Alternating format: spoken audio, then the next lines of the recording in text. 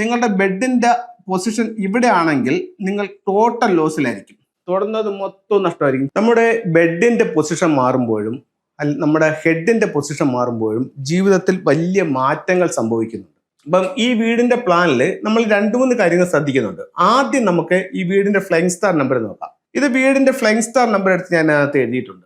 അപ്പം ഇതില് നമുക്ക് എവിടെ കിടക്കുന്നതാണ് ഏറ്റവും അനുയോജ്യമായിട്ടുള്ളൊരു കാര്യം എന്നുള്ളതാണ് നോക്കുന്നത്.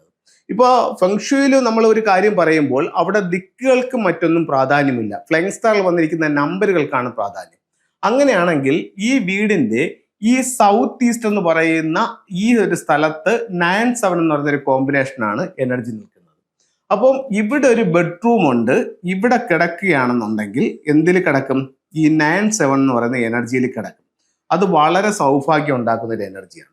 അപ്പൊ നമ്മൾ പറഞ്ഞത് ബെഡിന്റെ പൊസിഷൻ, ഇപ്പൊ ഇവിടെയാണ് നമ്മളുടെ ബെഡ് കിടക്കുന്നെന്നുണ്ടെങ്കിൽ നമുക്ക് ഒരുപാട് സൗഭാഗ്യങ്ങൾ നമ്മുടെ ജീവിതത്തിലേക്ക് കൊണ്ടുവരാനായിട്ട് ഫെങ്ഷുയിലൂടെ സാധിക്കും. അതായത് ഫെങ്ഷുയുടെ എനർജി ആ ഒരു സ്റ്റാർ നമുക്ക് തരും. അതേസമയം നിങ്ങളുടെ ബെഡിന്റെ പൊസിഷൻ ഇവിടെ ആണെങ്കിൽ നിങ്ങൾ ടോട്ടൽ ലോസിലായിരിക്കും. തുടർന്നത് മൊത്തം നഷ്ടമായിരിക്കും.